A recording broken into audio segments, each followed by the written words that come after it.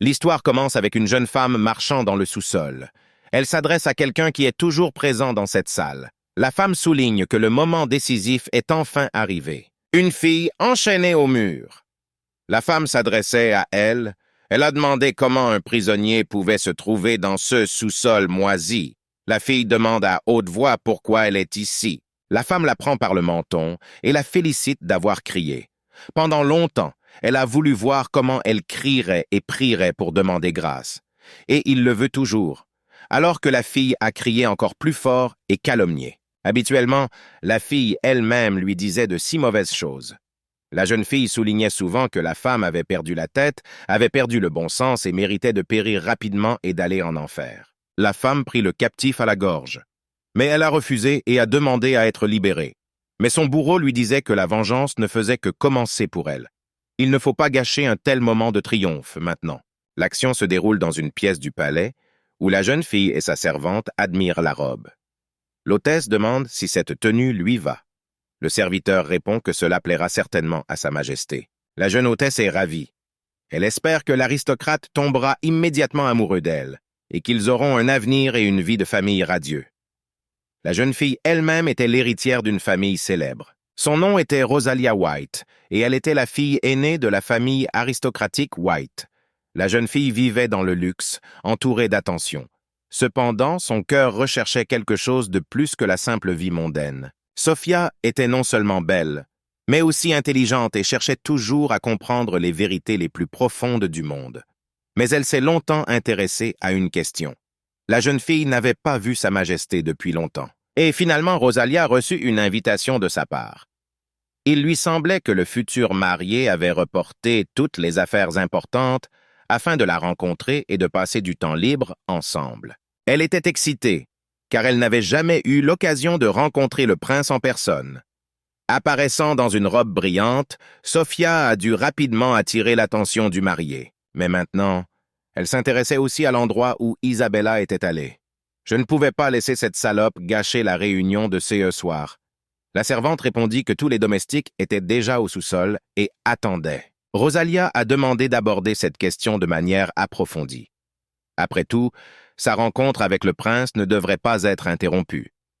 Et si Isabelle se met en travers de son chemin, la même chose arrivera à la servante et à la sœur de la mariée. La fille adoptive de la famille White était assise au sous-sol.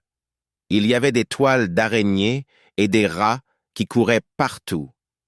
Mais la jeune fille n'a pas prêté attention à tout cela. Elle ne réagit même pas immédiatement à la voix qui s'adressait à elle. La servante en chef ordonna aux domestiques de se mettre au travail. On peut voir que la fille adoptive était très inquiète de ceux qu'ils voulaient faire d'elle. Les filles l'ont relevée et ont essayé de la mettre debout. Des serviteurs conduisirent la jeune fille dans un couloir sombre. Ils ont demandé d'aller un peu plus vite, car le temps était trop court. L'endroit où ils l'emmenaient et pourquoi était resté un mystère. De terribles suppositions la submergeaient. Isabella ne pouvait pas aller vite. Ses jambes étaient couvertes de sang. La jeune fille a laissé des traces sanglantes sur le sol pendant que les servantes la conduisaient à l'endroit dont elles avaient besoin. La jeune fille devina qu'elle allait se baigner. Pour avoir enfreint le protocole et refusé d'obéir à la décision de la famille, elle a été sévèrement punie. Elle a été enfermée dans le sous-sol sombre et froid du domaine familial. Les cris et les protestations n'ont pas été entendus derrière les épais murs de pierre. La solitude et l'impuissance enveloppaient Isabella. Maintenant, on s'adressait à elle sans aucun respect. Les femmes de chambre ont dit qu'elle devrait être patiente, car elles n'avaient pas le temps de refroidir l'eau pour se baigner. La directrice de maison a souligné que la jeune fille devait être abondamment savonnée et lavée pour éliminer la mauvaise odeur de son corps. Personne n'attendait plus d'eux. Isabella savait que ce n'était pas son choix. Elle ne voulait pas être une poupée.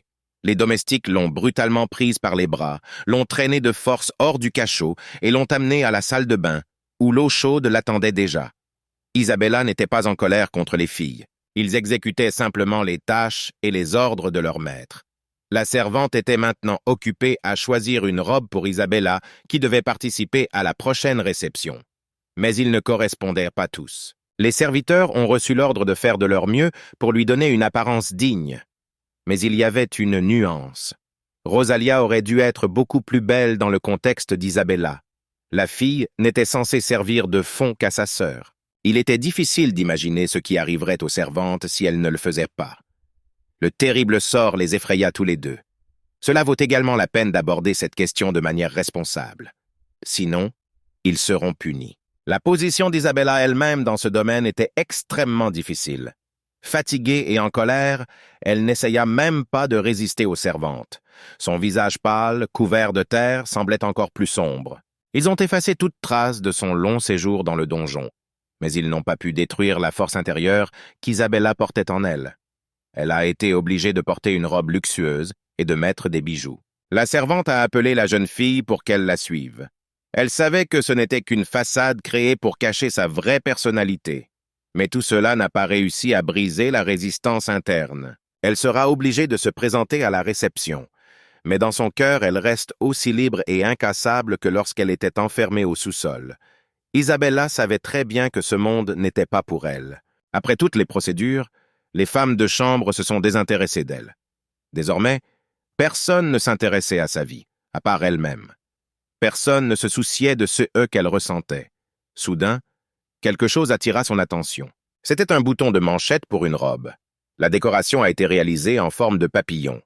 Il était entièrement composé d'or et de pierres précieuses. La fille pensait que ce bouton de manchette était le même qu'elle. Finalement, la voix de la servante sortit Isabella de ses pensées. La jeune fille appela la fille adoptive des Blancs pour qu'elle la suive. Elle obéit, mais même dans les cages dorées de l'aristocratie, elle restera un oiseau qui rêve de liberté. Finalement, elle fut conduite à la salle de banquet. Tout avait l'air luxueux, et les plats sur la table semblaient très appétissants à la jeune fille, compte tenu notamment de la façon dont elle était nourrie. Mais on l'a empêchée d'en profiter. La mère de la famille White s'est approchée d'elle. La femme a dit que sa fille était en retard. Mère a ajouté qu'aujourd'hui, il devait simplement la laisser sortir du sous-sol et utiliser Isabella à leur propre fin, grande, froide et majestueuse. Martha s'est toujours comportée avec une dignité indomptable. Ses yeux, autrefois gentils, étaient désormais remplis de sévérité et d'autorité. C'était sa décision d'adopter une fille adoptive. La femme a souligné que le fiancé de Rosalia arriverait bientôt.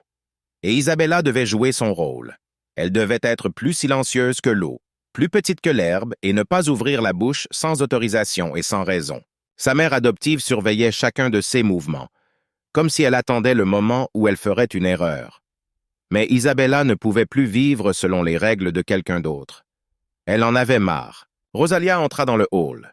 La mère était très heureuse de voir sa fille. Mais elle était vraiment belle. Elle était l'incarnation de la beauté et de la grâce, celle vers laquelle tout le monde se tournait toujours. Sa robe a été confectionnée spécialement pour cette soirée, ornée de dentelles et de perles qui reflétaient la lueur des bougies comme des étoiles. Tout en elle incarnait l'image d'une aristocrate idéale, l'épouse du duc. La mère a félicité sa fille. Martha croyait qu'une telle beauté ne pouvait être trouvée dans tout l'Empire. Rosalia savait charmer par la conversation, son comportement était impeccable, et tout le monde savait qu'elle était d'origine noble. Cela ne faisait que souligner son charme naturel. La jeune fille le savait très bien et l'utilisait souvent. Par exemple, elle a reçu les bijoux en perles de M. Gémos aujourd'hui avant la réception.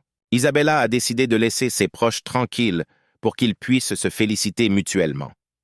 La jeune fille elle-même voulait trouver un endroit moins fréquenté pour être seule, ce à quoi elle était habituée. Cependant, ses projets n'étaient pas destinés à se réaliser.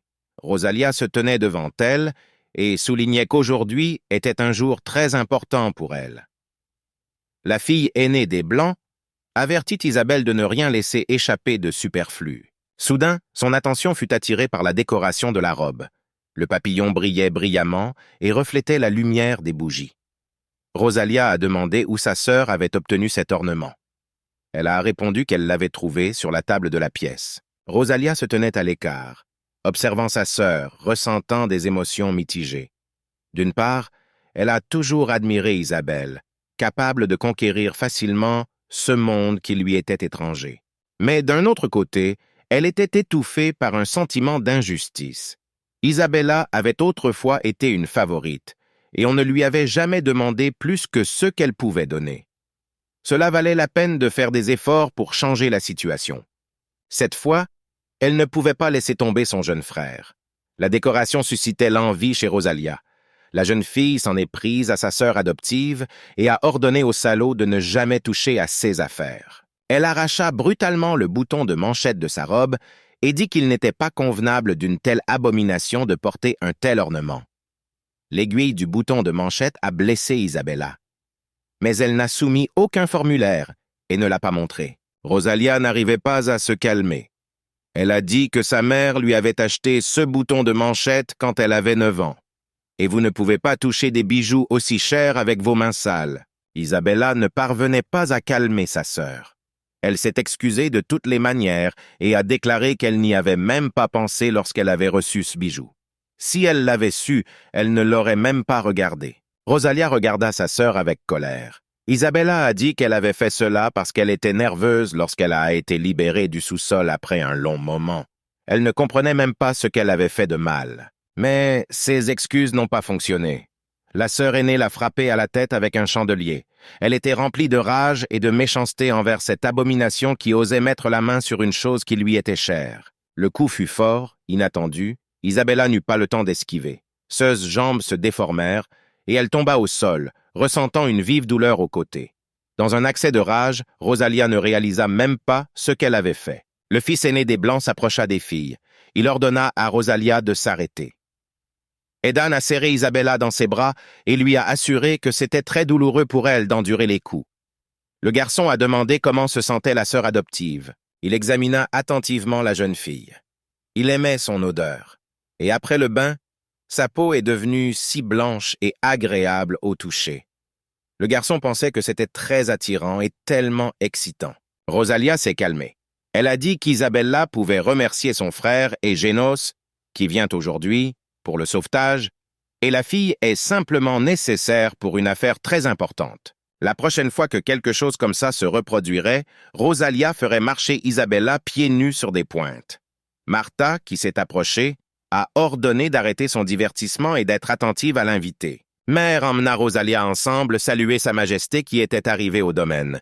Edan, le frère aîné, a assuré à Isabella qu'elle ne pouvait pas être nerveuse. Elle est belle et très belle. Cette fille était habituée au mauvais traitement de la part de ses proches. Il est effrayant d'imaginer ce que M. Gémos lui fera si même sa famille adoptive n'est pas prête à la défendre. Cette soirée sera difficile. Toute la famille est sortie dans la cour pour saluer Emos. Isabella a pensé au temps encore qu'elle devrait endurer un tel traitement et une telle attitude de la part de S.S. proches. Elle en avait marre de faire des courses. Rosalia ne faisait pas attention aux autres. Elle se demanda si Gémos était enfin arrivé dans cette voiture.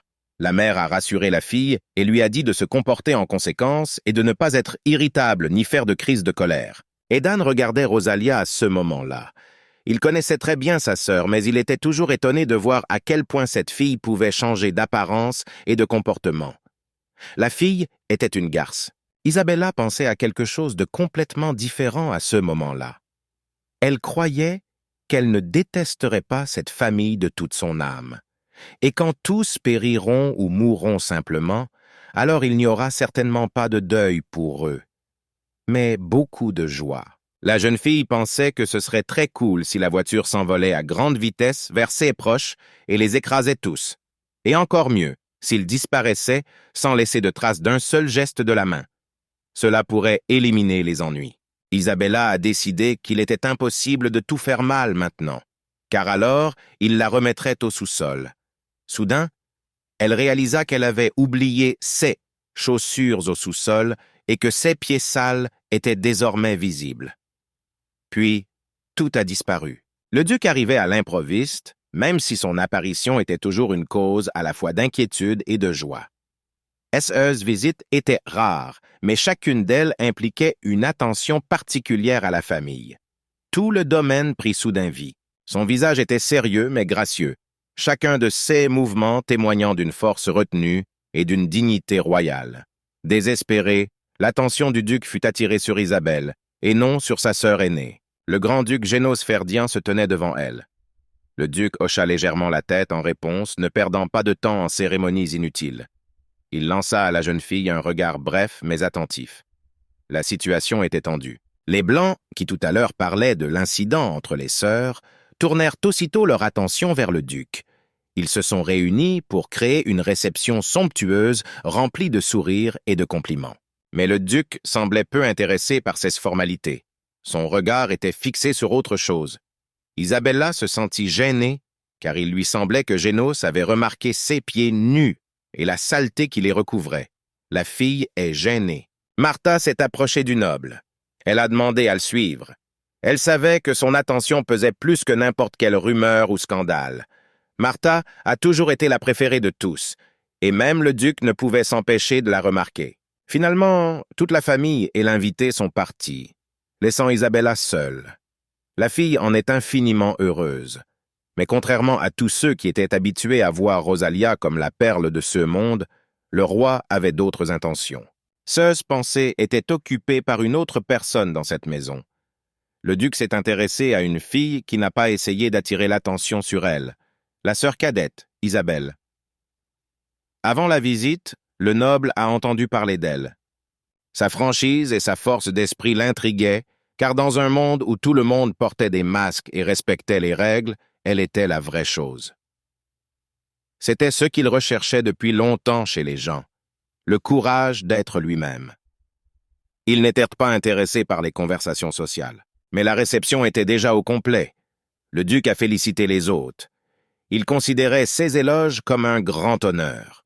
Le noble devait à tout prix devenir leurs parents et fiancé pour Rosalia. Cependant, quelque chose prêtait à confusion. Isabelle était absente de la table. La mère appelle sa fille adoptive d'un ton sérieux et fait savoir par son regard et ses gestes qu'elle aura bientôt des problèmes. La jeune fille devait rapidement occuper sa ville à table. Isabella a répondu qu'elle devait partir une minute. La jeune fille a dû retourner au sous-sol et mettre ses chaussures à tout prix. Sinon, ses problèmes pourraient s'aggraver à l'avenir. Ce n'était pas souhaité. Rosalia et son frère sont surpris par le comportement de la jeune fille.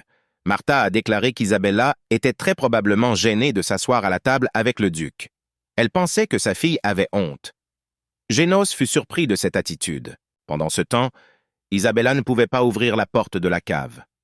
Elle ne savait pas que cette porte était toujours fermée lorsqu'il y avait des invités dans le palais. Elle ne pourra tout simplement pas mettre ses chaussures. Que doit-elle faire dans un tel chaos? Une voix se fit entendre derrière. Le duc s'approcha d'elle, il souriait et la regardait étrangement. La jeune fille demanda à Génos ce qu'il faisait dans un tel endroit. Le jeune homme répondit qu'il pensait qu'Isabella avait des ennuis. La jeune fille a dit qu'elle ne semblait pas avoir de problème.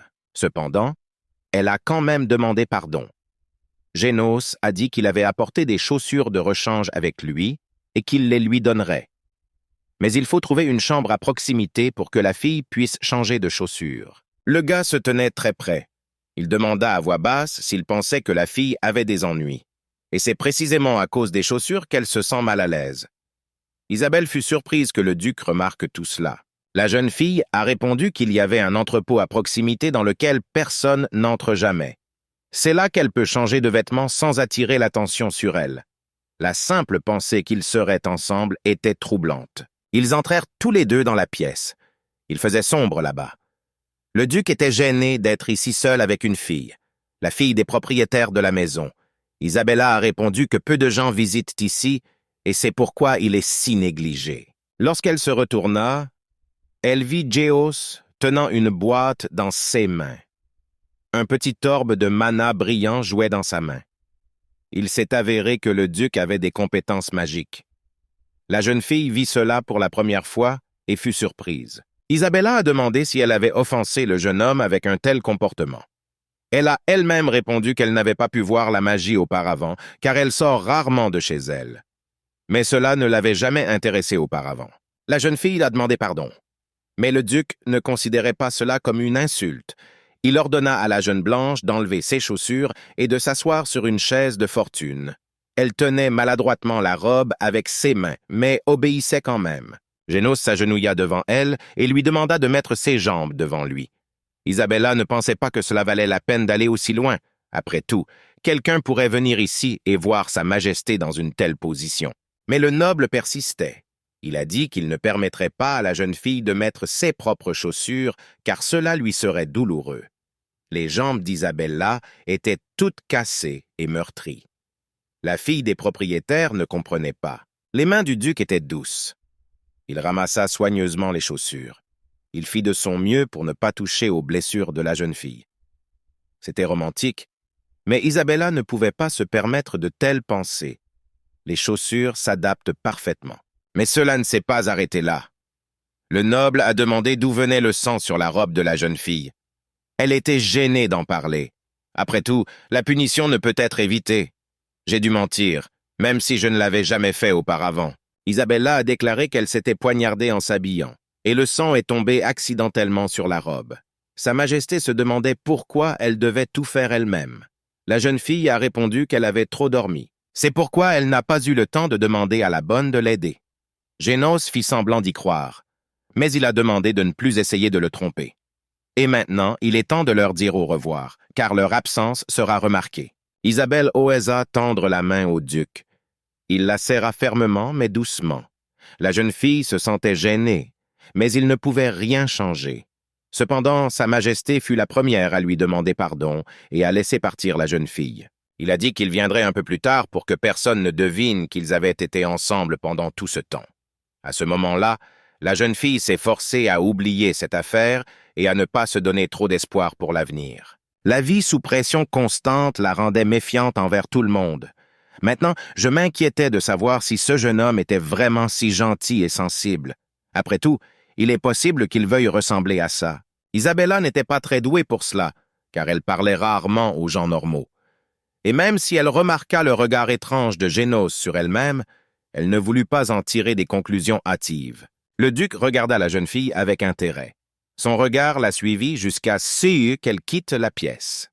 Quelque chose d'étrange et d'incompréhensible remua en lui après la rencontre avec la jeune fille. Lorsque la jeune fille revint à table, toutes les personnes présentes se jetèrent sur elle.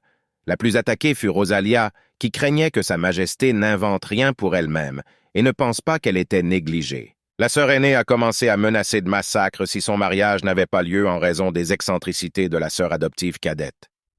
Martha a soutenu sa fille. Edan resta assis en silence. Isabella a essayé de continuer à jouer le rôle d'un mouton soumis, mais je l'aimais de moins en moins. La fille a dit qu'elle avait le hoquet parce qu'elle mangeait trop, et c'est pourquoi elle a quitté la table. Rosalia ignora l'excuse. Elle a souligné que dans ce cas, elle laisserait sa sœur dans la cave pendant 3 jours sans nourriture du tout. La sœur aînée raconta bien d'autres choses à Isabelle. Finalement, Martha calma sa fille et lui dit de se rassembler, car bientôt le duc reviendrait à table. Et c'est pourquoi vous ne pouvez pas lui montrer une atmosphère malsaine. Cela ne peut pas être autorisé. Mère a ordonné à Isabella de retourner à table. La femme a commencé à soupçonner quelque chose et à regarder sa fille adoptive avec méfiance. Elle a fait semblant de ne rien remarquer et n'a pas réagi. Enfin, le duc revint. Il a demandé à être excusé de son absence. Le jeune homme a déclaré qu'il y avait un message urgent qui ne pouvait attendre une réponse. Il est désormais prêt à poursuivre les réunions. Rosalia a dit qu'elle était très heureuse de la visite de Sa Majesté. Mais en même temps, c'est un grand honneur, car le duc a profité d'un moment libre de son travail pour rendre visite à sa famille. Edan a demandé si Sa Majesté aurait le temps de chasser. Le duc a répondu que, malheureusement, son emploi du temps était serré et qu'il accompagnerait certainement M. White à la chasse à la bête la prochaine fois. La jeune fille était assise à table, bouleversée. Les pensées sur Génos ne lui donnaient pas la paix. Cependant, le noble lui-même a accidentellement rappelé qu'aujourd'hui est la fête de la sorcière. Vous devez donc être prudent et prudent aujourd'hui. Dans l'Empire Raus, une sorcière naît une fois tous les 100 ans, qui aura un pouvoir surnaturel. C'est elle qui apportera destruction et destruction à tous ceux qui l'entourent. Un tel événement constitue une grande menace pour les gens ordinaires. Sa naissance est terrible. La sorcière elle-même sort du ventre de sa mère et le déchire. C'est à ce moment qu'elle prononce ses premiers mots, et tout le corps de l'enfant est couvert de sang. Il y avait une étrange stipulation sur la façon de traiter avec une sorcière. Si un enfant n'est pas détruit alors qu'il est encore petit, alors à l'avenir, jusqu'à ce qu'il reçoive la vie d'un millier de personnes, il sera impossible de le tuer. C'est pourquoi vous devez surveiller attentivement. Et aujourd'hui, selon la bonne aventure, c'était le jour où la sorcière devait naître. Désormais, toutes les femmes enceintes en fin de grossesse sont isolées et étroitement surveillées pour éviter des tragédies et des victimes. Les chevaliers du duc doivent monter la garde 24 heures sur 24, ne prenant que des pauses pour dormir et manger. De même, le duc ne peut pas se détendre et se reposer lorsque ses fidèles soldats montent la garde. Rosalia n'a pas compris le message principal du discours de Sa Majesté. Elle se contenta de sourire, car elle ne comprenait pas pleinement la gravité de ses sentiments.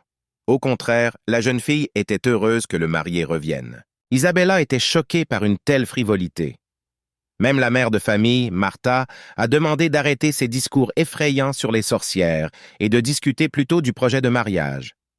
Rosalia a soutenu la proposition de sa mère. La fille adoptive pensait que la nature humaine était en fait facile à reconnaître. Il suffit de regarder une personne dans les yeux. Toute l'essence humaine s'y reflète. Elle voyait chaque jour des yeux pleins de mépris. Et maintenant, en regardant le duc, elle remarqua dans ses yeux le mépris de toute la famille des Blancs. Le garçon était dégoûté de s'asseoir à table avec ces gens. Il voulait sortir de cet endroit le plus vite possible. Isabella pensait maintenant au fait que Rosalia avait gâché toute sa vie. Après tout, c'était elle, la fille adoptive, qui allait devenir la préférée de tout le monde. Son caractère et ses manières étaient meilleurs que tout ce que sa sœur avait. Le duc disait au revoir à la famille White. Il a expliqué qu'il avait des affaires sérieuses et urgentes. La prochaine fois qu'ils se retrouveront tous, c'est au bal impérial, qui aura bientôt lieu dans la capitale. Finalement, Génos dit que c'était là qu'il allait annoncer son mariage à tout le monde. Rosalia était heureuse. Après tout, ces mots suggéraient que son plan avait réussi et que la jeune fille deviendrait bientôt l'épouse de Sa Majesté. Dans l'Empire, le mariage était traité de manière très responsable. Après tout, un événement aussi crucial a un impact énorme sur toute la vie des deux familles. C'est pourquoi le mariage est annoncé lorsque les fiançailles sont réussies. C'est pourquoi Rosalia était heureuse maintenant. Toutes ces années d'attente ont payé. Et maintenant, tout est résolu. Elle n'aura plus à se comporter d'une manière qu'elle n'aimait pas du tout. Maintenant, vous ne pouvez pas prétendre qui elle n'est pas. Isabelle, debout derrière et observant tout cela, vit que le duc regardait toujours avec mépris son épouse. Sa Majesté était loin de cet endroit, et ses pensées erraient généralement loin. Soudain, le regard de Génos se tourna vers Isabella. S'est-il rendu compte qu'une autre fille le regardait?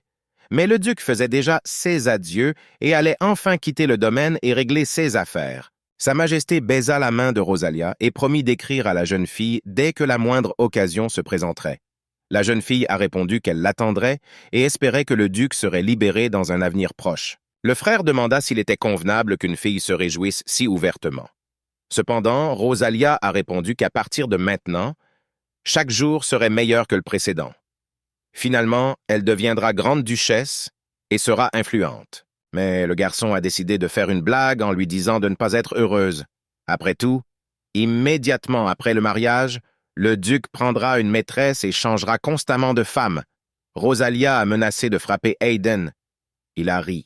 Isabella a demandé si elle pouvait enfin retourner au sous-sol. Après tout, elle était très fatiguée. Mais soudain, Martha a frappé sa fille adoptive. Mère était en colère. La jeune fille est tombée au sol. Rosalia et Aidan avaient peur. Ils n'étaient pas habitués à ce que leur mère, mesurée et toujours retenue, se comporte ouvertement ainsi. La fille aînée a demandé si elle devait être si en colère à cause de la broche que Zabella avait prise sans permission. Martha ne faisait pas attention aux enfants. Elle se concentrait entièrement sur sa fille adoptive. La mère a demandé si Isabella devait vraiment porter des chaussures pour la réception, mais ce n'était pas effrayant. Quelque chose d'autre était surprenant. Après son retour après une courte absence, la jeune fille portait des chaussures. Une terrible supposition a effrayé la jeune fille elle-même. Elle ne savait pas à quoi cela pouvait mener. Mais les conséquences seront de toute façon terribles. Martha a demandé si elle rencontrait Sa Majesté en secret. Cette phrase a mis Rosalia très en colère, qui croyait que ce voleur voulait emporter non seulement la broche, mais aussi son fiancé. L'aînée des filles blanches voulait à tout prix savoir si sa sœur sortait réellement avec le duc. Les yeux de la jeune fille brûlaient d'une étrange lumière vive et féroce. C'était comme si quelque chose s'était emparé de la jeune fille, tellement elle était en colère. Malgré toutes les excuses et explications, Rosalia ne parvenait pas à se calmer. Elle n'arrêtait pas de demander si, après avoir volé la broche, la jeune fille avait réellement essayé de voler également le futur mari de sa sœur. Isabella a dit qu'il n'y avait pas de réunion secrète. Et elle rencontra Génos par hasard, et celui-ci, par sympathie, lui offrit une paire de chaussures qu'il gardait en réserve pour ses invités ou pour d'autres personnes. Rosalia n'arrivait pas à y croire. La future épouse du duc a déclaré que le garçon était gentil avec tout le monde. Cependant, une telle gentillesse était déjà trop grande, même pour sa majesté. Et la fille aurait dû refuser un cadeau aussi coûteux. La mère s'est demandé pourquoi elle n'avait pas rendu les chaussures et a refusé. Enfin, à quoi est-elle prête pour attirer l'attention sur elle?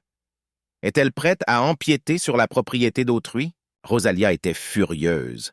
Elle ne voulait même pas penser que sa sœur adoptive voulait devenir grande duchesse à sa place. Pour cela, Isabella a dû payer et répondre pleinement de toutes ses actions dans le donjon. Déjà le soir, Rosalia, son frère et Martha se trouvaient dans le donjon sous le domaine. La fille a demandé de ne pas frapper Isabella au visage, sinon il y aurait une cicatrice et il ne pourrait alors pas la vendre et en tirer profit. Aidan tenait un fouet à la main. Il a promis qu'il ferait tout avec soin. Cependant, comme il n'a pas donné de fessée à une fille depuis longtemps, il peut être difficile de s'arrêter.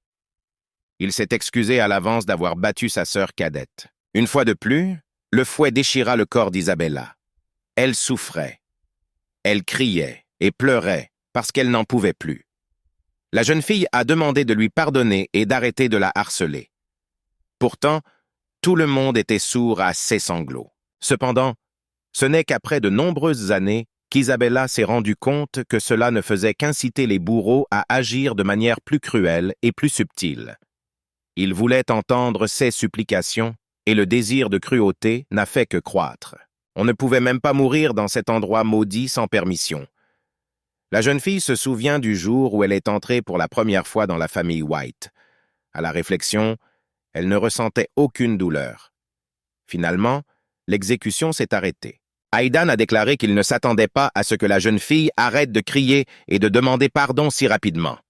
Mais Isabelle ne prêta pas attention à son frère.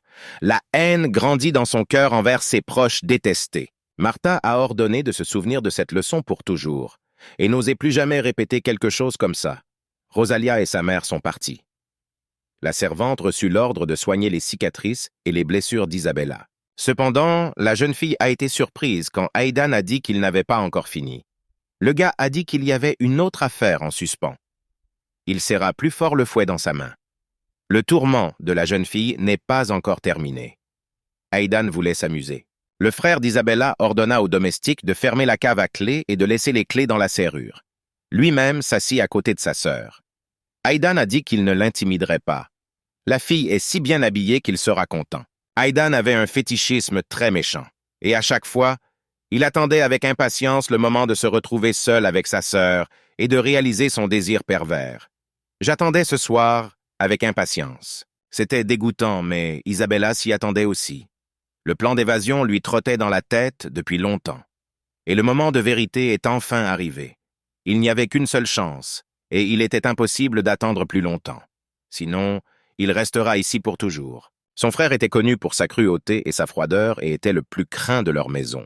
Mais maintenant, un coup soudain dans la poitrine le rendit confus.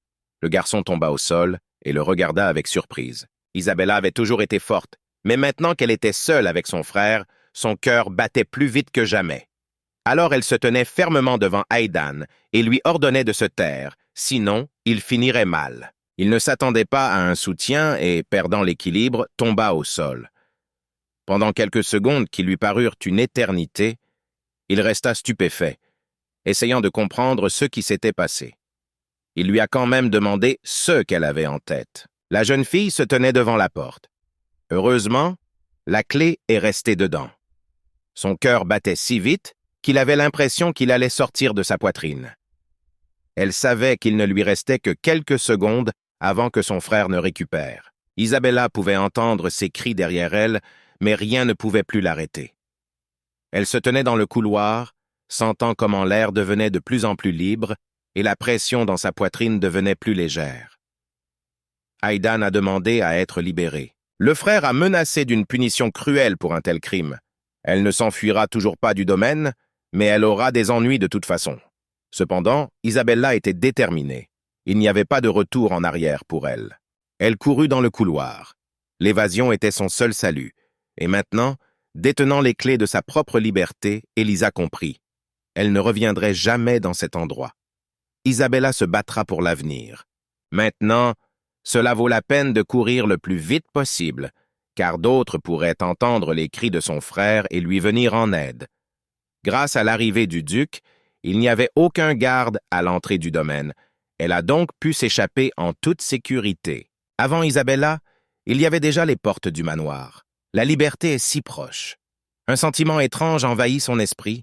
Pourra-t-elle bientôt sortir de cet enfer et être libérée pour toujours de ses proches détestés? Isabella réalisa qu'elle était assise sous un arbre. Tout autour était couvert de sang. Le corps d'un mort gisait à proximité. La fille ne se souvenait pas comment elle s'était retrouvée ici. En tout cas, cela ne faisait pas partie de ses projets pour l'avenir. Maintenant, elle était toute couverte de sang. Isabella regarda avec surprise les mains, qui étaient cramoisies à cause du sang de l'homme assassiné. Les pensées lui déchirèrent la tête. La tension augmentait à chaque seconde. C'était effrayant et effrayant. Il y a 1 heure, elle était encore heureuse que personne ne la poursuive. La force quittait la jeune fille, mais Isabella comprit qu'elle avait la seule chance de sortir de cet endroit. C'est pourquoi elle marchait de toutes ses forces. Elle se retrouva dehors, l'air froid de la nuit caressant son visage, et pour la première fois depuis longtemps, elle ressentit un sentiment de liberté, bien que fragile et dangereux. La seule chose qui comptait était de s'éloigner le plus possible du domaine. L'homme, qui est apparu soudainement et de manière inattendue, a demandé si la jeune fille était prête à gagner de l'argent dans un tel endroit. De toute évidence, il faisait allusion à quelque chose d'inacceptable et de dégoûtant pour une fille de son origine. Isabelle avait peur. L'étranger a déclaré qu'il n'avait jamais réussi à se trouver un partenaire. Et comme aujourd'hui c'est le jour de la sorcière, personne n'entrera dans ce quartier. Et il propose à la jeune fille de jouer avec lui à des jeux intimes interdits et honteux. Isabella n'arrivait pas à croire pour qui elle avait été prise par erreur, mais l'homme a insisté. Il croyait que la fille était venue à cet endroit spécialement pour cela. Et c'est pourquoi elle est prête à faire tout ce qu'il lui propose pour beaucoup d'argent. La jeune fille s'est indignée d'une telle proposition. Elle a répondu que l'homme l'avait mal comprise. Isabella ne vendra son corps sous aucun prétexte. Une fois de plus, les ennuis la poursuivirent, elle s'en sortit de justesse. La fille des Blancs a déclaré que la meilleure option pour un étranger était de trouver quelqu'un d'autre pour le divertir. Mais l'oncle était contre une telle chose. Il aimait Isabelle. Elle donnait l'impression d'une coquine rebelle. Elle savait que l'homme la prenait pour quelqu'un de complètement différent. Pour une fille qui partait à la recherche de travail. Son apparence, ses vêtements déchirés et l'apparence générale d'une personne fatiguée et épuisée. L'étranger a attrapé la jeune fille à la gorge et a commencé à l'étrangler. Il a exigé des remerciements pour lui avoir offert un moyen de gagner de l'argent. L'homme a dit que maintenant, il devrait la prendre de force, car il n'y avait pas d'autre moyen. La jeune fille sentit de la sueur froide couler dans son dos. Elle comprit qu'il était inutile d'espérer de la compréhension ou de la sympathie. Cet homme ne voyait en elle que ce qu'il voulait voir. Mais la soif de lutter pour la vie ne l'a pas quitté. Isabelle a répondu sèchement que ce n'était pas à vendre. La jeune fille a demandé à la laisser partir, mais l'homme a insisté pour qu'elle admette qu'elle était une fille de la rue. Elle hésitait si cela valait la peine de s'enfuir, car partout c'était pareil. Selon la jeune fille, il n'y avait rien de bon dans cette vie. Cette réunion nocturne lui a encore rappelé à quel point le monde extérieur peut être cruel et impitoyable. Cela vaut la peine d'y réfléchir. L'homme serra fermement la gorge de la jeune fille. Désormais, seuls des désirs bestiaux et des motifs vils, étrangers à l'homme, jouaient en lui.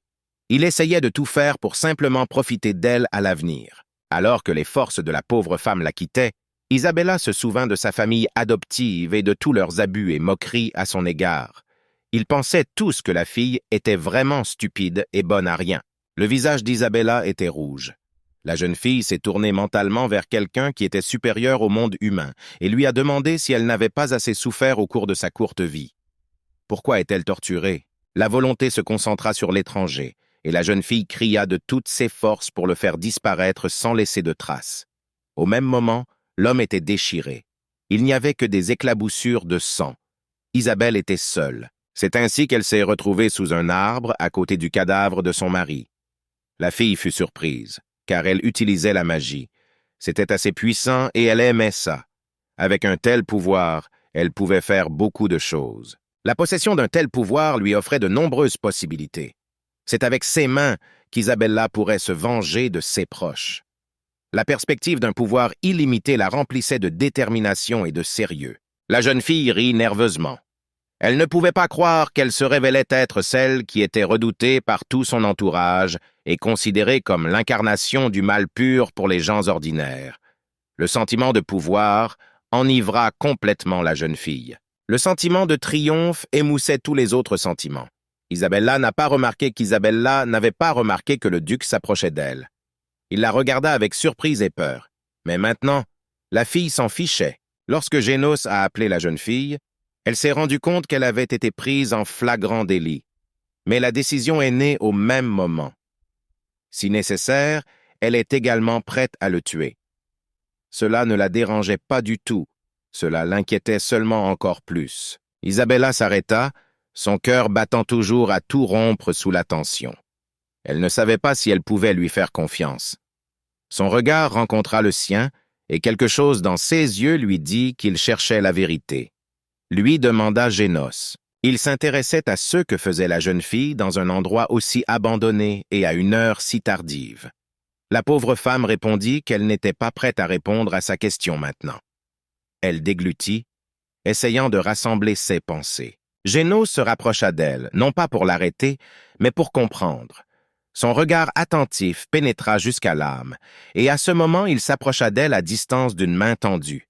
La jeune fille s'est enfuie. Elle a expliqué que si elle ne parvenait pas à s'échapper cette fois, elle n'aurait plus jamais la chance de s'échapper de cet enfer et était condamnée à subir pour toujours les abus et les abus de la part de ses proches. Génos la comprenait. Isabella, submergée par des émotions allant de la peur à la colère en passant par le désespoir, sentit soudain quelque chose s'éveiller en elle. Le corps était rempli d'une chaleur inhabituelle, l'espace environnant commençait à changer. Le duc lui demanda si elle était une sorcière. L'air autour d'eux s'épaississait, comme saturé d'une force invisible. Le duc sentit ce changement et se figea un instant, son regard devenant encore plus intense. Effrayée par cette soudaine sensation de force, elle ne comprenait pas ce qui se passait. Maintenant, elle était confuse, car après tout ce qu'elle avait vécu, elle était prête à éliminer la personne qui était la seule à lui venir en aide et pendant toutes les années de sa vie, c'était d'elle qu'elle avait reçu quelque chose de bien. Isabelle était confuse, mais le duc lui-même est venu en aide. Il expliqua que c'était la raison pour laquelle il ne pouvait pas la quitter des yeux. Et maintenant, il ne va pas la tuer ou la détruire pour la manifestation de compétences magiques. Il semblait que le duc était heureux de l'avoir retrouvée. Il a lui-même répondu que personne n'aurait deviné qu'il trouverait celui dont il voulait posséder le pouvoir. Isabella se tendit. Elle ne voulait pas brouiller le sens de ses mots. La jeune fille hocha la tête, sachant qu'elle n'avait plus d'autre choix. Elle n'est plus la fille faible qu'on a toujours pensé être. Maintenant, sa vie était changée pour toujours, et la magie qui s'était réveillée en elle en était la clé. Pour le duc, la découverte qu'Elisa possédait de la magie n'était pas seulement une surprise, mais aussi quelque chose d'extrêmement important. Son habituel regard froid et pensif a changé. Il était excité. Même si Génos essayait de le cacher, son intérêt était clair. Il a noté que la jeune fille pouvait être calme, car il cherchait depuis longtemps une telle sorcière dotée d'une force rare et indispensable. Isabella essaya de contrôler la magie qui faisait rage en elle.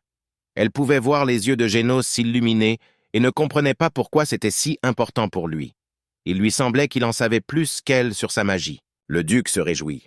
La jeune fille possédait un pouvoir caché depuis des siècles, craignant la persécution et le pouvoir qu'elle détenait.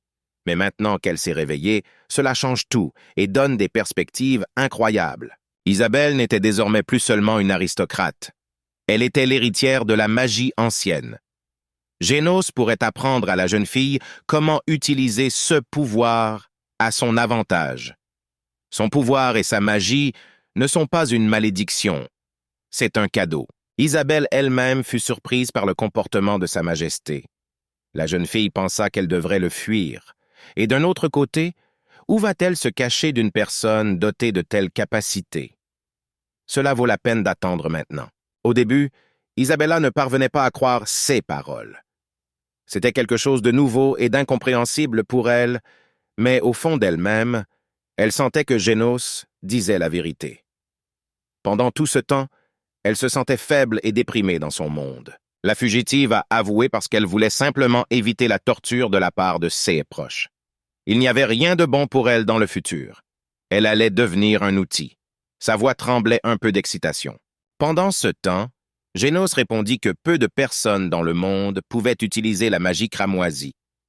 Seules des sorcières de son espèce comme Isabella pouvaient maîtriser complètement ce pouvoir. Après tout, elle a effrayé et alarmé les autres. La plupart de la population de l'Empire peut utiliser la magie. Cependant, leurs compétences s'arrêtent, même chez les plus talentueux, au niveau des amateurs. Le véritable pouvoir est accessible à un nombre limité de personnes. Seule une personne sur 1 million peut utiliser une magie capable de tuer. Mais ce n'est qu'après des années de formation intense et constante qu'une personne peut maîtriser de telles compétences. Isabelle est un talent. Isabella n'avait jamais fréquenté une école ou une académie de sorciers. Elle possède donc naturellement des pouvoirs extraordinaires, si nécessaires à Génos. Il en est infiniment heureux. La preuve de ses capacités était le fait qu'elle se sentait en danger et cela activait ses capacités. Elle s'est suicidée sans s'en rendre compte. De cette façon, la jeune fille se protégeait. La jeune fille comprit que c'était la seule réponse adéquate à la question de l'utilisation de la magie. Herzog l'a rassurée et lui a dit qu'elle ne pouvait pas avoir peur et continuer à l'utiliser, et qu'il lui apprendrait comment le faire correctement. Elisa sentit le poids de ce qu'elle avait dit reposer sur ses épaules. Elle n'était plus seulement une fille fuyant son frère cruel. Elle était désormais quelqu'un de plus grand, dont le destin ne faisait que commencer. Et même si l'inconnu lui faisait peur, elle était prête à affronter ceux qui l'attendaient.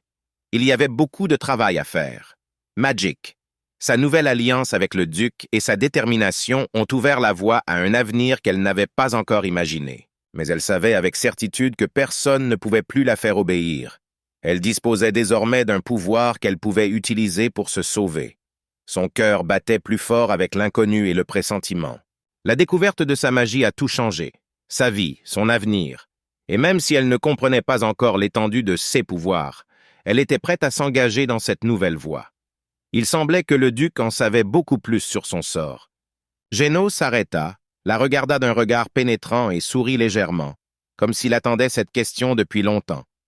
Le jeune homme a dit que pour commencer, il fallait apprendre à contrôler la magie en tant qu'outil. La jeune fille croyait que le duc n'allait pas l'écouter. Elle allait redevenir un jouet entre les mains d'un adversaire plus fort et beaucoup plus expérimenté. Et c'est pourquoi sa vie continuera. Sa Majesté possédait désormais sa vie, et à tout moment, elle pourrait mourir entre ses mains. Elisa sentit l'anxiété l'envahir. Le prêtre Génos demande si la jeune fille pourrait tuer le cheval de guerre qui lui est cher. La magie en elle s'était déjà manifestée une fois, et elle était si inattendue et si forte que la jeune fille ne savait pas si elle serait un jour capable de la maîtriser pleinement. Mais le duc n'était pas seulement pour elle un professeur, mais aussi un espoir. Pendant ce temps, le jeune homme répondit qu'il fallait d'abord la remettre debout et la laisser se reposer et reprendre ses esprits. C'est pourquoi il se rende maintenant à son palais, où il fournira tout le nécessaire à sa restauration. Sa Majesté a demandé à ne pas rester si près de lui.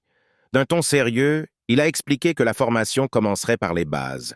Une fille doit apprendre à ressentir la magie en elle et à imaginer son potentiel. C'était comme une force intérieure cachée au plus profond de moi.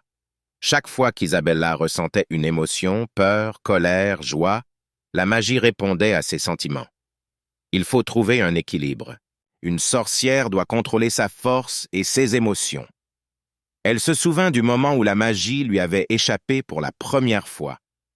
Cela s'est produit lorsqu'elle a été envahie par des émotions fortes. le désespoir et le désir d'échapper à son mari violent. Sa Majesté a activé ses capacités. Une aura bleu vif jouait. Le jeune homme allait ouvrir un portail magique pour ne pas perdre de temps à voyager. Ces compétences ont étonné Isabella. Elle n'avait jamais rien vu de pareil. La jeune fille se tenait derrière Genos. Avant de quitter les lieux, il a décidé de nettoyer la scène du crime. Le corps de l'homme assassiné s'est dissous directement dans l'air. Isabella a été étonnée de voir avec quelle habileté il maniait la magie. Le duc regarda la jeune fille et dit qu'aujourd'hui rien ne s'était passé ici et que personne n'avait rien vu. La sorcière nouvellement apparue n'était pas contre de telles conditions. Ainsi commença une nouvelle étape passionnante de sa vie. Soudain, une voix se fit entendre sur le côté. C'était un homme appelé Tréon. Le duc rassura la jeune fille, car c'était son fidèle serviteur. On pouvait totalement faire confiance à cet homme. Isabella était inquiète, car sa robe était couverte de sang. Elle ne pouvait plus rejeter ce qu'elle avait caché en elle pendant tant d'années. Ce n'était pas seulement un fardeau, c'était sa force. Et vous devriez apprendre à l'utiliser. Sa volonté et sa liberté en dépendaient. Le duc était ravi de voir sa détermination à maîtriser la sagesse de la magie ancienne. S'ils réussissent, elle pourra changer le cours de l'histoire de l'Empire et des territoires voisins. Géno lui prit l'épaule et l'avertit que l'effet ne durerait pas plus d'1 minute.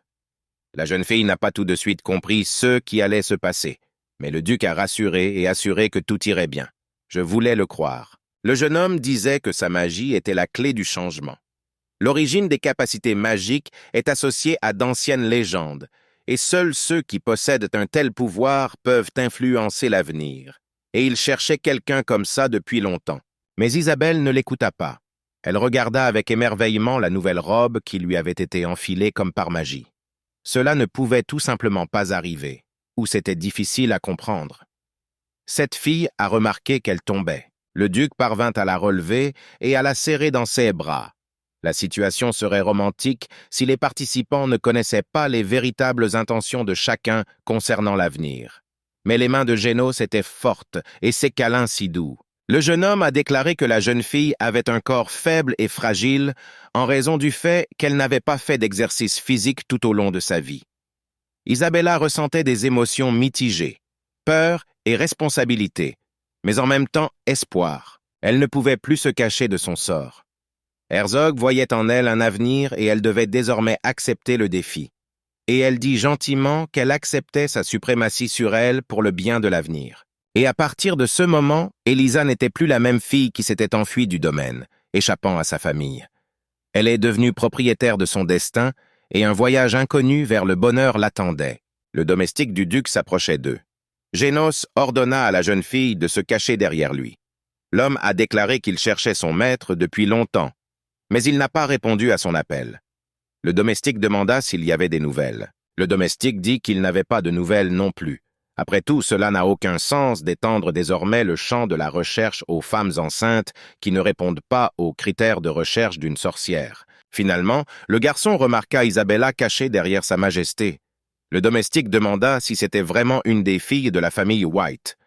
Cependant, Génos pensait qu'il n'était pas nécessaire que le serviteur le sache. Génos a simplement répondu que la jeune fille était sortie pour une promenade nocturne et que, pour des raisons importantes, elle ne pouvait pas retourner dans son domaine familial. Le domestique fut surpris que la fille de l'aristocrate se promène seule la nuit, mais le duc, d'une voix résolue rejetant toute objection, envoya Thérène dans la salle d'isolement pour s'occuper de ses propres affaires et ne pas mettre son nez là où il ne devrait rien savoir. Le fidèle adepte ne s'y attendait pas. Cependant, sa majesté répondit qu'il souhaitait être seul avec la dame. Cela surprit encore plus le domestique. Un couple de jeunes, la nuit, dans un endroit désert, a suggéré des pensées pas très bonnes, mais tu ne peux pas écouter. Finalement, le domestique est parti. Isabella et Génos sont restés seuls. La jeune fille s'inquiétait de ce que pensait Thérence. Mais le duc répondit qu'il l'avait fait exprès. Il veut que tout le monde en parle. La dame a demandé pourquoi il avait fait cela. Cet homme avait un plan étrange, pensa Isabella.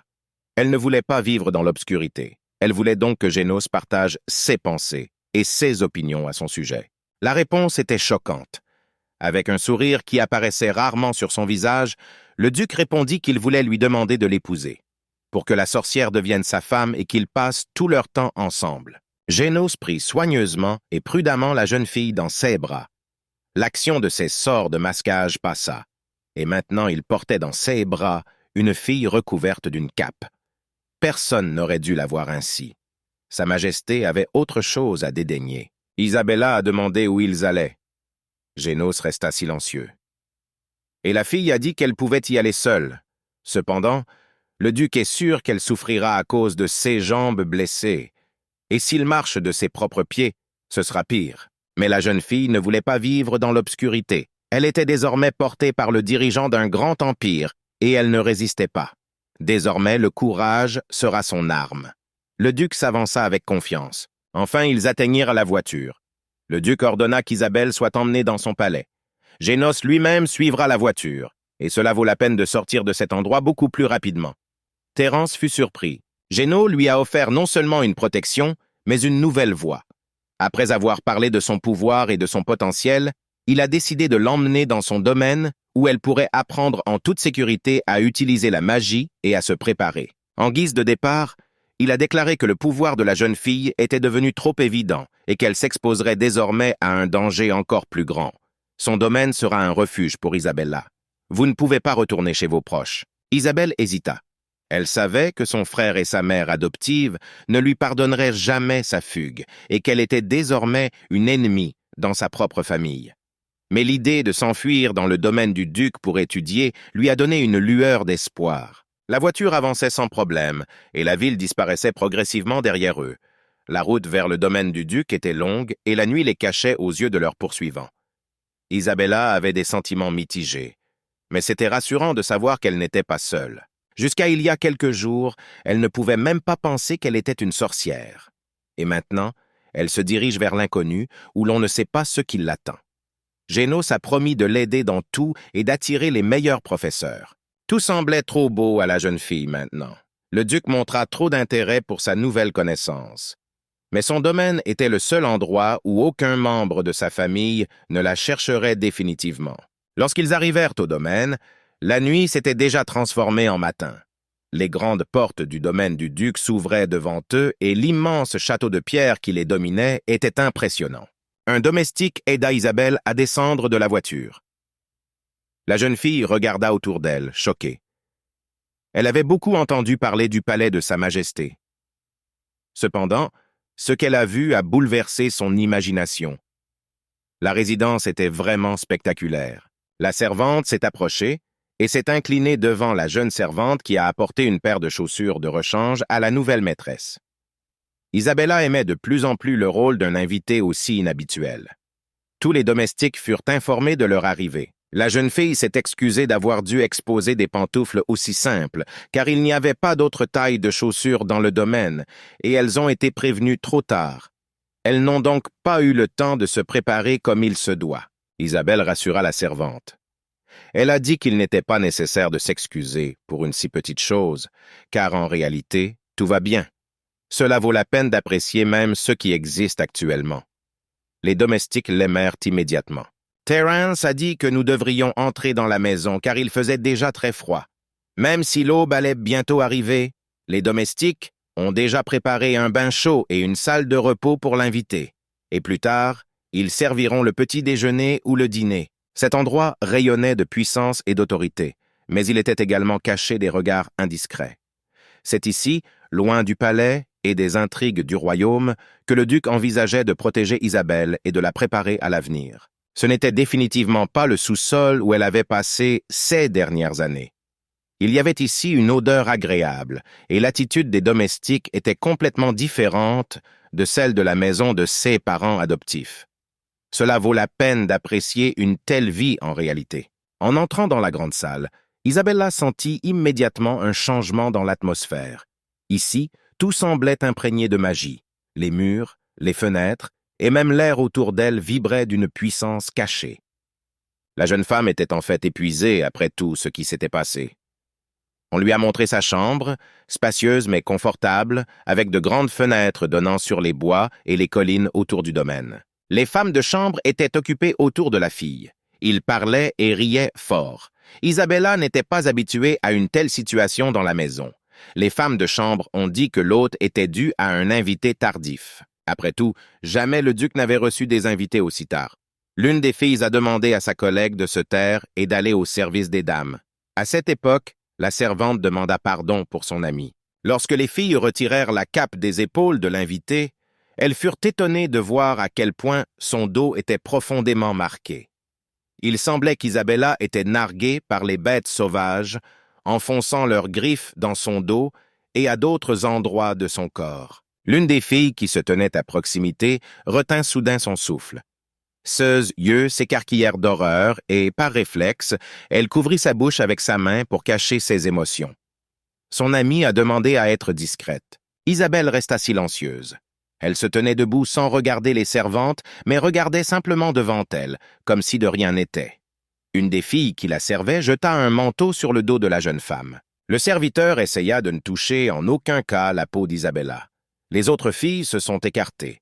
Leur visage exprimait de l'inquiétude et de la sympathie, mais aucun d'eux n'osait demander directement ce qui lui était arrivé. L'invité s'assit sur le canapé. À ses pieds, la servante était assise. Elle a demandé à Isabella si elle devait appeler le médecin. La dame a conseillé de ne rien dire à personne. D'accord, mais cela ne valait pas la peine d'augmenter la violence. Isabella resta silencieuse, la laissant travailler. Son corps se détendit, mais son âme resta tendue. Chaque contact lui rappelait les horreurs du passé, le sous-sol sombre où elle était enfermée et torturée. La jeune fille a terminé son travail et a dit que maintenant la dame pouvait se reposer. Et quand le besoin s'en fait sentir, Isabella n'a qu'à sonner et elle viendra certainement à elle. La dame a remercié pour l'inquiétude. Finalement, Isabella est restée seule. Elle pouvait profiter de la solitude et de la paix. Cette jeune fille portait bien plus que de simples blessures dans le dos. C'étaient les traces d'une lutte brutale pour la liberté, pour sa propre dignité. Et même maintenant, alors qu'elle était en sécurité, ces blessures faisaient toujours partie de son passé, difficiles à oublier car elles sont gravées à jamais dans son cerveau. Les filles autour d'elle la traitaient avec respect et compassion. Tout autour semblait très étrange aux invités. Le plafond est sans moisissure, chaud et non humide, comme au sous-sol. Mais quelque chose la dérangeait. Pourquoi tout le monde était-il si gentil, même s'il la voyait pour la première fois dans cette maison? Elle se souvenait de Thérence et de la femme de chambre qui l'avaient rencontrée. Et Isabelle n'avait rien pour remercier ces gens de leur gentillesse. Est-ce ainsi que les gens normaux devraient être? Ou peut-être que c'est juste un ordre du duc Génos aux serviteurs. Soudain, elle se souvint des paroles sur le cheval de guerre, prononcées récemment par Sa Majesté. C'est comme ça que ça devrait être dans ce monde. Il n'y avait pas de gentillesse sans rembourser ses dettes. C'est comme ça que c'est arrangé. Tant qu'Isabella aurait de la magie, le duc en aurait besoin. Et tant que la fille est obéissante, personne ne la traitera différemment. Et elle vivra dans le confort et le respect de la part des serviteurs et des autres. La sorcière se souvint de son enfance. Ensuite, elle aimait lire des livres sur la magie. Là, elle a appris comment créer le sort qui lui était si nécessaire. Cela vaut la peine de sentir l'énergie circuler du bout des doigts. Ensuite, il s'agissait de concentration et de son effet sur le sort et de son efficacité. Plus la concentration est grande, plus le flux d'énergie est important et moins il faut de temps pour que le sort produise un résultat dans la vie. Elle se concentra maintenant sur ses pensées et leva la main vers la montagne. Isabella se souvint de la façon dont une sphère brillante était apparue devant le duc dans la pièce sombre. La jeune fille voulait aussi essayer de le faire elle-même. Son dos lui faisait toujours mal. Et même si les servantes lavaient soigneusement ses blessures, chaque mouvement lui rappelait ce qu'elle avait enduré. Mais maintenant, laissée seule, ses pensées passèrent de la douleur physique aux capacités magiques. Ses efforts furent couronnés de succès. Des flammes dansaient sur sa main. Isabella ne s'attendait clairement pas à cela. Au début, elle avait peur, et puis la joie remplit son cœur. Elle a ressenti quelque chose d'inhabituel. Elle l'avait déjà ressenti. C'était comme une source cachée de pouvoir qui s'éveillait parfois.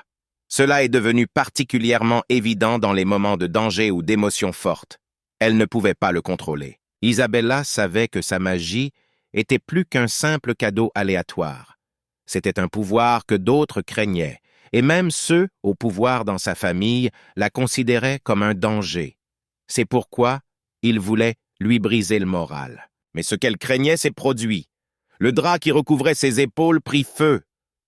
La jeune fille a paniqué et a essayé d'éteindre le feu de la même manière qu'elle avait mis le feu à la chose. Ces efforts se sont soldés par un échec. Finalement, la chose s'est éteinte. Chaque fois qu'Isabella ressentait de la douleur ou de la peur, sa force intérieure ne faisait qu'alimenter comme une flamme brûlant en elle. Ignorer le cadeau à l'avenir n'avait aucun sens. Finalement, les soucis de la journée ont accablé la jeune fille. Elle s'est endormie. Après tout, vous avez besoin de repos pour ne pas être si fatigué et malheureux demain. Tout devait attendre demain. Le matin, une grosse cloche annonçait à tous les habitants de la ville et du pays que la sorcière avait été punie la nuit dernière. C'est grâce à la vigilance du duc et de ses hommes que les gens éviteront une période terrible et que leurs vies seront sauvées. Un garçon qui livrait des journaux dans la rue a crié fort qu'hier il y avait eu un massacre de sorcières. Des milliers de vies ont été sauvées et la paix reviendra dans l'Empire et ses habitants pour de nombreuses années encore. À cette époque, Isabella dormait encore. Cependant, de grands cris venant de la rue et une cloche qui sonnait au-dessus de la ville la réveillèrent. Au début, elle ne comprenait pas ce qui s'était passé. Les pensées tournèrent fort dans ma tête et j'avais du mal à me concentrer. La jeune fille ne comprenait pas où il y avait autant de lumière dans le sous-sol. Une voix d'homme lui demanda combien de temps elle allait encore dormir. C'était le duc Génos lui-même. Il était assis sur une chaise non loin du lit de la jeune fille. Isabella a demandé depuis combien de temps il était assis ici. La jeune fille s'inquiétait de la réaction de cet aristocrate à son égard. Après tout, elle ne s'était jamais réveillée dans une pièce avec son mari auparavant. Mais Génos la calma. Sa Majesté a demandé ce qui était arrivé à la couverture. L'invitée a admis qu'elle avait essayé de tester sa force et qu'elle avait réussi. Cependant, elle n'a pas encore appris à contrôler le feu. La même chose s'est produite. Isabella prit une profonde inspiration, ferma les yeux et essaya de se concentrer sur ce qui se passait en elle. Sa respiration devint régulière et elle sentit la magie commencer à s'éveiller lentement. Et le duc a déclaré qu'il lui restait encore beaucoup à maîtriser pour contrôler ses capacités. C'était comme un ruisseau silencieux qui coulait en elle, calme, mais puissant et imparable. Génos a demandé s'il était vrai que le corps de la jeune fille était couvert de cicatrices et de cicatrices. Les servantes l'en informèrent. Ils ont jugé bon de parler à l'hôte de son nouvel invité. Pour elle, Herzog a demandé si la famille White avait réellement permis qu'elle soit maltraitée. Isabelle n'a pas menti. Elle a répondu qu'Edan aimait se moquer d'elle et la maltraiter cruellement. Rosalia appréciait le tourment. Sa Majesté a demandé si la famille l'avait adoptée car Isabella était la fille d'un parent décédé pendant l'épidémie. Mais la jeune fille répondit qu'il n'y avait aucun lien de sang entre eux. Les Blancs voulaient l'utiliser à leur propre profit, et ils l'ont choisie uniquement parce qu'elle ressemblait à un membre de la famille en raison de son apparence. C'est ainsi qu'ils voulaient la marier et devenir riche. Le duc a demandé qui était au courant. Isabella a répondu honnêtement que seuls les membres de la famille White étaient au courant. Les domestiques pensaient qu'ils la traitaient cruellement parce que la fille adoptive était désobéissante. Le duc le remercia pour sa sincérité. Il ne s'attendait pas à ce que la jeune fille lui dise la vérité sur sa vie passée. Ils poursuivront leur conversation avec elle pendant le petit déjeuner. Et maintenant, le médecin va venir soigner les blessures dans son dos. L'homme était sur le point de partir quand Isabella lui attrapa le bras. Elle ne voulait pas qu'il la quitte. Cependant, elle ne pouvait rien faire. Mais son regard attira son attention. Il y avait chez eux quelque chose d'étrange et de mystérieux. La jeune fille sentit son cœur battre plus vite. C'était un sentiment difficile à comprendre. Mais elle sentait que le duc était sincère. Il voyait en elle quelque chose de plus qu'une simple jeune fille. Le passé sombre ne fait que souligner qu'il veut l'aider et la protéger. Il lui est difficile d'imaginer les tourments qu'Isabella a endurés dans ce sous-sol, mais désormais, la responsabilité d'elle repose entièrement sur lui. Isabella regarda le duc, sentant sa détermination se renforcer à chaque mot qu'il prononçait. Elle n'était plus la fille qui fuyait la douleur et la peur. La jeune fille se trouvait désormais au seuil d'une nouvelle vie. Mais soudain, elle demanda s'il était vrai que la sorcière avait été punie la nuit dernière. Qui était réellement à sa place et qui a osé proposer une telle idée à Génos? Mais la réponse de Sa Majesté fut cruelle. Le duc répondit qu'ils avaient brûlé un bébé innocent qui venait de venir au monde, et puis ils ont annoncé qu'il s'agissait d'une sorcière censée apporter souffrance et douleur aux gens pendant de nombreuses années de règne.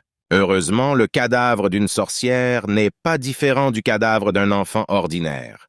C'est pourquoi ces idiots de ces sujets croyaient si facilement à ce mensonge. Maintenant, ils le félicitent tous, lui et sa garde, pour leur sauvetage et leur protection. Isabelle demanda si cela signifiait que le duc avait osé mentir à l'empereur. Le silence planait dans l'air. Après cela, Sa Majesté a facilement avoué à cette fille qu'il n'avait vu que le 2e jour. Le jeune homme a dit qu'il continuerait à parler après le petit déjeuner. Et maintenant, le médecin devait l'examiner et panser les blessures. Un tel comportement était très embarrassant pour la jeune fille. Non pas qu'elle ait eu peur, mais ce sera étrange. Une petite mais confortable salle à manger avec de hautes fenêtres, à travers lesquelles pénétrait la douce lumière du matin, attendait Isabella. Le duc l'invita à petit déjeuner. Même si elle ressentit une certaine anxiété, elle décida d'accepter cette invitation. Le duc attendait déjà la jeune fille à table. Il a dit qu'il avait dû attendre longtemps pour Isabella. Mais sa cuisinière a préparé de nombreux plats différents. Elle a donc la possibilité de manger beaucoup, car elle mourait de faim dans la cave. La jeune fille n'osait pas s'asseoir. Cependant, Sa Majesté était désormais nerveuse. Devra-t-il maintenant décider de l'endroit où la jeune fille doit s'asseoir? Cependant, le regard de Génos était gentil et doux. Isabella s'assit, essayant de ne pas montrer sa tension. Elle s'habituait encore à l'idée de se retrouver dans ce manoir, sous la protection du duc.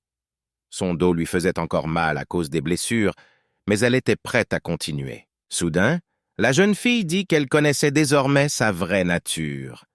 Génos ne comprit pas immédiatement de quoi il s'agissait, mais il se rendit vite compte que l'invité n'aimait pas son impolitesse. Mais vous ne pouvez rien y faire. C'est maintenant que Sa Majesté a décidé de montrer sa véritable et brute essence. Et il considérait que les manières et les règles de l'étiquette étaient en réalité une obéissance à la faiblesse et une obéissance à ceux qui ne la méritaient pas du tout. Ils commencèrent à manger et il y eut un silence pendant un moment. Mais Isabella n'a pas laissé le désir d'en savoir plus sur ses capacités et ce qui l'attend ensuite. Mais le duc poursuivit ses réflexions philosophiques. Il demanda à nouveau si la jeune fille jugeait nécessaire d'expliquer quelque chose à son cheval de guerre. D'une manière ou d'une autre, cela a vraiment affecté la fille, et elle est obligée d'avaler l'insulte. Génos réfléchit, comme s'il choisissait des mots. Mais Isabella a accordé plus de poids au fait qu'elle s'est avérée être une sorcière. Jusqu'à ce moment précis, elle ne pouvait pas croire qu'elle possédait du charme. À cela s'ajoutent des charmes très puissants, redoutés par les puissants de ce monde. Mais le duc lui demanda de manger tout de suite, car ses explications seraient longues et sérieuses. Cela vaut la peine de concentrer votre attention là-dessus. Isabella avait hâte d'apprendre quelque chose de nouveau. Alors elle prit son petit déjeuner avec appétit. Lorsque la jeune fille fut confortablement assise, Sa Majesté commença à parler. Il a dit que les sorcières ont des capacités depuis l'enfance. Mais il y a 600 ans, un événement s'est produit qui est devenu une exception à cette règle. Isabella dit si sa magie était vraiment unique. Mais qu'est-ce que cela signifie réellement? La fille avait toujours l'impression que quelque chose n'allait pas, mais elle ne savait jamais d'où cela venait. Le duc demanda quelques minutes. Génos a déclaré qu'il y a 600 ans, des expériences ont commencé à être menées sur l'une de ces femmes. Après quoi, elle a été brutalement torturée et finalement tuée. La femme est morte dans d'atroces souffrances, et elle maudissait les tortionnaires. Grâce au dossier des expérimentateurs et des autres participants à cette étude, quelque chose est devenu clair. Cependant, ces archives sont conservées dans le bureau impérial et leur accès est réservé aux étrangers. Mais Génos y avait accès. C'est grâce à cela qu'il a vu une sorcière chez la fille. Sa magie vient de sources anciennes, commença-t-il à expliquer. Il ne s'agit pas simplement d'un pouvoir qui survient au hasard et de manière inattendue. Isabelle était l'héritière d'une ancienne famille possédant des capacités rares. La magie se transmettait dans le sang de génération en génération. Mais souvent, les capacités étaient cachées à cause de la peur ou de l'envie. Le duc souriait. Il attendait d'autres questions de la jeune fille. Isabella a demandé pourquoi, puis lors de la réunion, il a dit qu'elle était un véritable miracle. Elle voulait entendre la réponse, mais en même temps, elle avait peur de la vérité. Génos la regarda attentivement. Il a admis qu'il avait besoin de l'inviter comme d'un outil. En fait, le duc veut organiser un coup d'État et renverser le règne de l'empereur actuel, un perdant.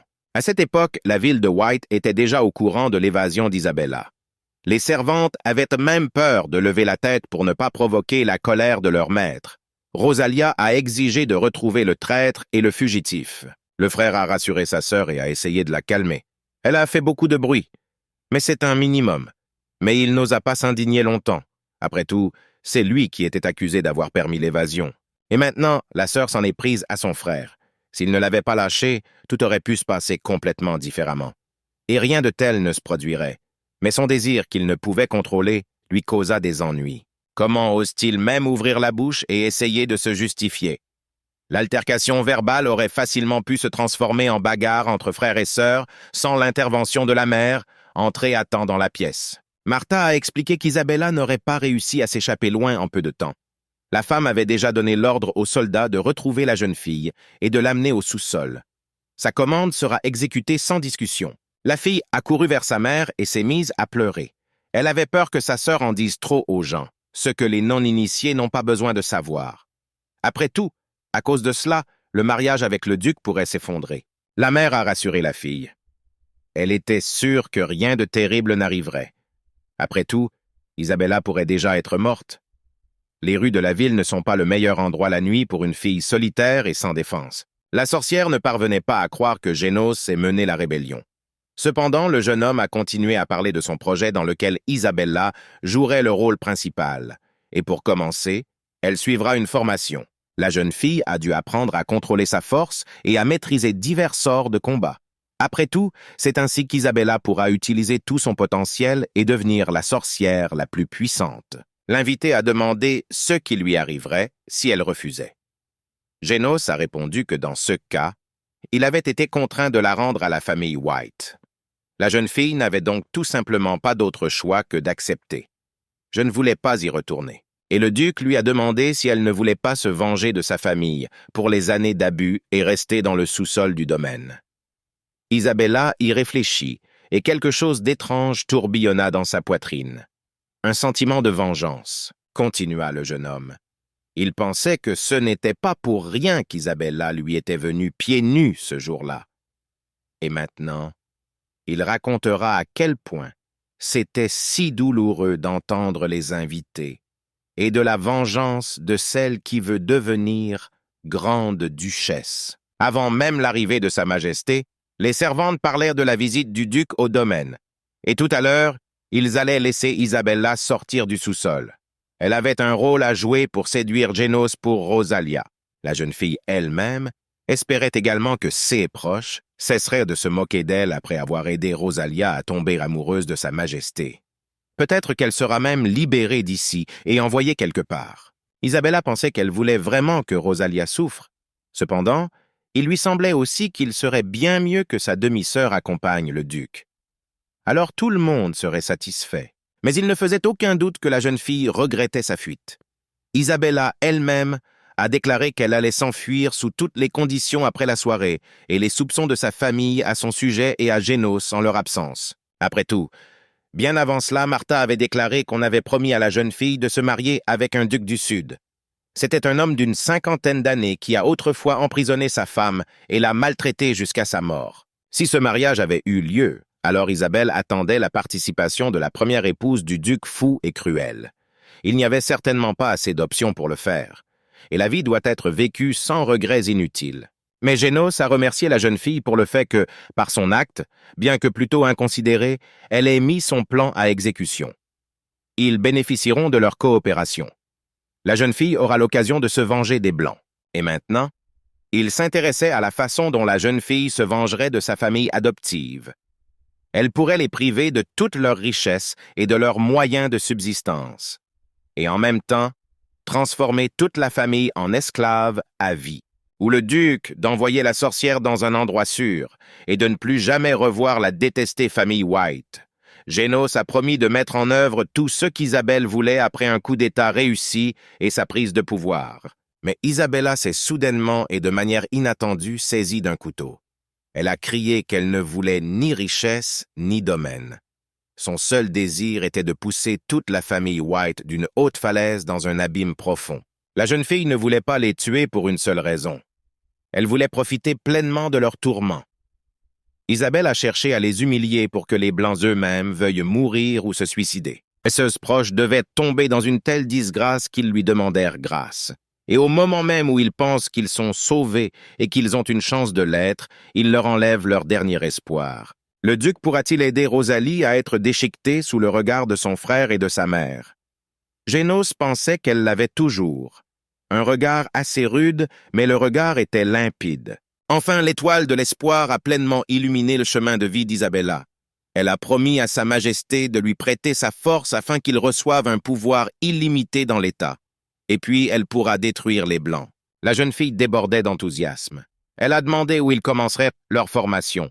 Le duc répondit qu'il le lui avait déjà dit. Ils doivent d'abord se marier. Après tout, un jeune homme et une fille ne pouvaient pas simplement être ensemble. C'est dans de tels CA que naissent les commérages qui gêneront les deux. Cela vaut également la peine de cimenter officiellement leur relation. Et si quelqu'un commence à creuser sous eux et qu'il s'avère qu'Isabella est une sorcière, alors ils en auront définitivement fini. Et au lieu de leur rêve d'un avenir et d'une influence illimitée, ils risquent la peine de mort. En même temps, Génos réitéra sa question. La jeune fille était-elle prête à l'épouser? Isabella regarda son fiancé en silence. Après un moment de réflexion, la jeune fille accepta le mariage. Si de cette façon elle peut se venger, alors elle est prête à tout pour ce doux sentiment. La réponse satisfit le duc. Il pensait dans son esprit qu'un début aussi réussi accélérerait considérablement le moment où il monterait sur le trône de l'empereur et aurait un pouvoir illimité sur l'État et le peuple. L'essentiel maintenant est de ne pas rater l'occasion. L'empereur actuel, Fike Ferdinand, entra dans la pièce. Il salua son ami et lui demanda pourquoi il était si heureux. Le souverain est prêt à se réjouir avec le duc s'il partage la nouvelle. Génos lui a demandé pardon d'être absent si longtemps et de ne pas l'avoir contacté. Et maintenant, il demandait audience au souverain. Fike a répondu qu'il n'y avait rien de mal, car il était heureux d'aider son jeune frère. Cela vaut la peine de se mettre au travail tout de suite. L'empereur s'intéressait à la cause de la visite soudaine et urgente de Génos. Il a plaisanté en disant que le duc avait peur du mariage parce qu'il devrait coucher avec une femme. Les blagues stupides de l'empereur ont fait douter le duc des capacités mentales du souverain. Ces blagues étaient toujours inappropriées. Il a demandé ce que Fike savait de la famille White. Fike se demandait pourquoi cette lignée était importante pour Sa Majesté. Génos lui-même maudissait maintenant le moment où cet imbécile était devenu son frère.